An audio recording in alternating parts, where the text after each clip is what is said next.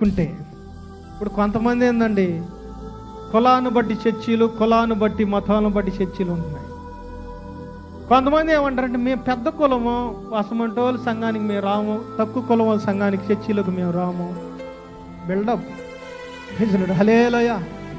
ఏమి లేదు, నువ్వు ఏ కులవాడు అయినా కానీ, ఏ మతవాడు అయినా కానీ యేసుక్రీస్తుని ధరించుకుంటే, యేసు ప్రభువునందు బాప్తిస్మం పొందితే మనందరము కూడా ఒకటే కులము, ఒకటే జాతికి సంబంధించిన వాళ్ళు, యేసుక్రీస్తు బిడ్డలము. అందరు సభ్యులు కొడదాం హల్లెలూయా, హల్లెలూయా. ఇప్పుడు కొంతమంది ఏమంటారు, వాళ్ళు మా కింద పని చేసినాడు, వాడి దగ్గర పోయి నేను కూర్చునేది ఏంది, వాడు మాకంటే తక్కువ కులం, వాళ్ళ దగ్గర ఏం కూర్చునేది ఏంది అంటే నస్సుల మీద కులాలు ఉండయా మనం చెప్పా. హల్లెలూయా. ఈ ఒంటి మీద ఎక్కడన్నా ఉందా? ఎక్కడ పోయి కూడా నువ్వు హాస్పిటల్లో పోతే కులం డాక్టర్ అంటావా, లేకపోతే డాక్టర్ గారు నన్ను చూడంటావా? యేసుక్రీస్తులోకి వచ్చిన వాళ్ళందరూ కూడా ఒకటే కులం, ఒకటే జాతికి సంబంధించిన వాళ్ళు, యేసుక్రీస్తు బిడ్డలము. హల్లెలూయా. చర్చిలో ఆటలు సాగవండు, ఎక్కడ సాగిన మన చర్చిలో ఆటలు సాగవు. హల్లెలూయా. నేనైతే అసలు అలాంటి వాళ్ళు మాత్రం అసలు నేను వాళ్ళనైతే దూరంగానే పెడతా. మా కులం వేరు, మేమేరు అన్న వాళ్ళని అసలు దూరంగా పెడతా. హల్లెలూయా. ఇప్పుడు యేసు ప్రభు అక్కడ అంటున్నాడు, క్రీస్తుని ధరించుకున్న నీవు కులము లేదు, మతము లేదు, నువ్వు ఒకే జాతికి సంబంధించిన వాళ్ళు, ఒకటే మతానికి సంబంధించిన వాళ్ళు, యేసుక్రీస్తుని ధరించుకున్న నీవు, మీరు అందరూ ఏకమై ఉండారు, ఏకమై ఉండాలి. మనందరం ఏకమై ఉండాలి. అదే యేసు అనే కులమై ఉన్నది. హల్లెలూయా. ఏ కులమై ఉన్నది? కొంతమంది అంటే కొంతమంది రకరకాలుగా ఉండాలి. ఇప్పుడు చాలామంది మనుషులు రకరకాలు ఉండారు. అంటు కూడా ఉండకూడదు. కొంతమందికి అంటు అండి, తెలుసా? హల్లెలూయా. అంటారు, ఎవరో నీళ్ళల్లో మంచిలు తాగాలన్నా, అన్నం తినాలన్నా అంటుగా ఉంటారు. హల్లెలూయా. అంటుకుండేవాళ్ళు ఉంటారు, తెలుసా? చెప్పండి. ఒక అమ్మాయి అంట అంటుకుంటుందంట, ఎక్కడ కూడా మంచినీళ్ళు తాగదంట, ఎక్కడ కూడా ఏం తినదంట. ఆ అమ్మాయి అంట టూర్కి అక్కడికి హాస్పిటల్కి వెళ్ళిందంట, హాస్పిటల్కి బాగాలేకపోతే తీసుకెళ్ళారంట. ఆ అమ్మాయి అంట హాస్పిటల్ అన్నం కదా, వాటిలో అన్నం కదా, వాటిలో అన్నం తిన్నా అంటే, హాస్పిటల్లో అన్నం తిన్నా అంటే. కానీ వాళ్ళ ఇంట్లో నుండి వండుకొని రావాలంటే దాదాపు 50 కిలోమీటర్లు ఉంది హాస్పిటల్కి, వాళ్ళ ఊరికి. ఏం చేయాలి? అది తినాలి, హాస్పిటల్లో తినాలి, లేకపోతే వాటిలో దన్నా తినాలి. అది ఎవరు వండిందో కూడా తెలియదు. హల్లెలూయా. తెలుసా? నేను తినను ఒక్కబట్టి చచ్చిందంట. హల్లెలూయా. ఏమైంది? ఒక్కబట్టి చచ్చిపోయింది. తెలిసావు? హల్లెలూయా. ఉండగదండు. ఆకలి కొనిన వారికి ఆహారము పెట్టాలి, దప్పు కొనిన వారి దాహం తీర్చాలి. మనం అలా ఉండకూడదు. ఎలా ఉండాలి తెలుసా? మనం ఎక్కడైనా తినవచ్చు, ఎక్కడైనా మనం ఉండవచ్చు, ఎక్కడైనా మనం నడవచ్చు. తెలుసా అండి? చాలామంది అండి రకరకాల మనుషులు ఉండాలి. దేవుళ్ళకి వస్తే అలాగ ఉండకూడదు, అంటుండకూడదు. దేవుడి దగ్గరకు వస్తే మనం అలాగ ఉండకూడదు. మనందరము ఆయన బిడ్డలమై ఉండామని చెబుతున్నాడు ఇక్కడ.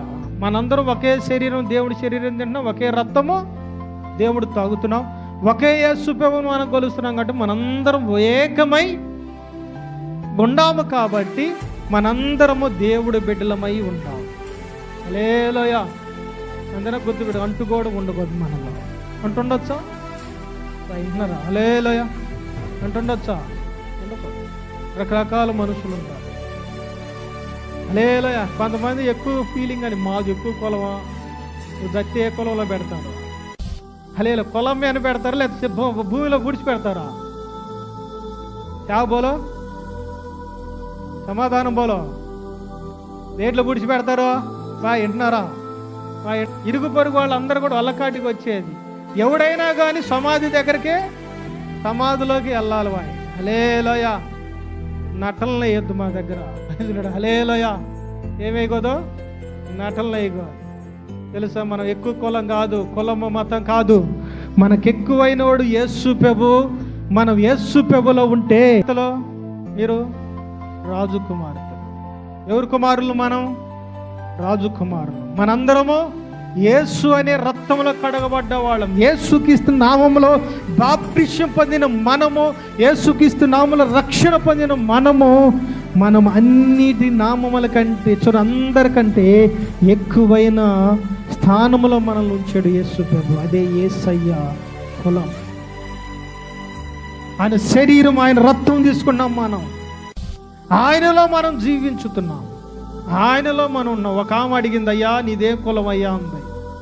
వాళ్ళ ఇంటికి ప్రార్థన చేయడానికి వెళ్ళా.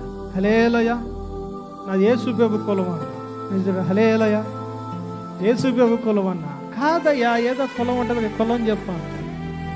హల్లెలూయా, కులం చెప్పాను. ఎందుకని నన్ను అడిగా.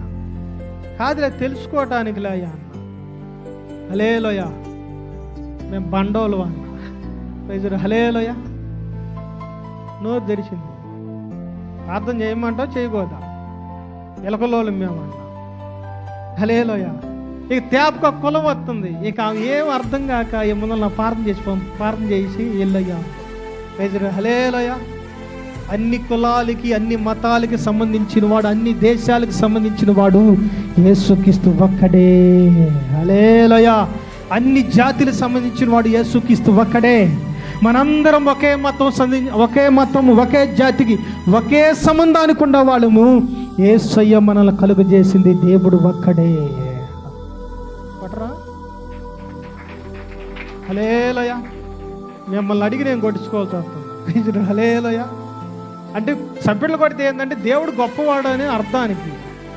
హల్లెలూయా, యేసయ్య ఒక్కడే. అదే ఒకే కులం. ఎవరు కులం? యేసయ్య కులం. ఎవరు మతం? మనం యేసయ్య మతం. మనం ఎవరు బిడ్డలము? యేసయ్య బిడ్డలం. మనందరము కూడా ఎవరి దగ్గరికి వెళ్తాం? మనము యేసు ప్రభు తిరిగి లేచినాక బాయ్ ఫలానా కులం లేచిరా అని అనడు. ఫలానా సంబంధించిన ఫలానా దేశం వాళ్ళు అనరు. యేసుకి ఇస్తుంది విశ్వాసం కలిగిన ఎవరైతే ఉంటారో వాళ్ళందరూ సమాధులు తెరబడి యేసుతో పాటు లెగిసి పరలోకానికి వెళ్తారు. అందరూ సభలు పడదాం. యేసుకి ఇస్తాడంట, నాతో పాటు నా శ్రమలు నాలో పాటు నాతోటి ఉండి నన్ను నమ్ముకొని మీరు శ్రమ పడ్డారు, నిందపడ్డారు, దూషించబడ్డారు, హింసపడ్డ నా కుమారులారా, కమాన్, నిన్ను నేను ప్రేమిస్తున్నానని గట్టిగా వాటేసుకుంటాడట మనల్ని. దేనికోసమో తెలుసా? దేవుడి కోసం నువ్వు శోధించబడ్డావు, దేవుడి కోసం శ్రమపడ్డావు, దేవుడి కోసం నిందపడ్డావు, దేవుడి కోసం హింసించబడ్డావు.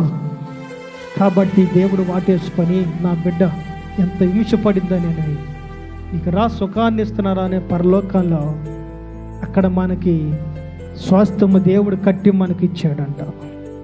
చేస్తాడు అది. కానీ మనుషుల్లో ఏముండదు తెలుసా? తాగము, తినము, సుఖించము. ఇస్తున్నందుండ దేవుడు తాగటం, సుఖించటం మనకు అది ఉండకూడదు. మనందరము దేవుడు బిడ్డలం కనుక, మనందరము దేవుడు సంబంధించిన కనుక, యేసుక్రీస్తు రక్తములో కడగబడ్డాం కనుక ఆ రొట్టె, ఆ ద్రాక్షరసం తీసుకున్న వాడు యందు దేవుడు ఉంటాడు. చూడండి, దేవుడందు వాడు ఉంటాడు. అది ఇక్కడ వాక్యం. హల్లెలూయా.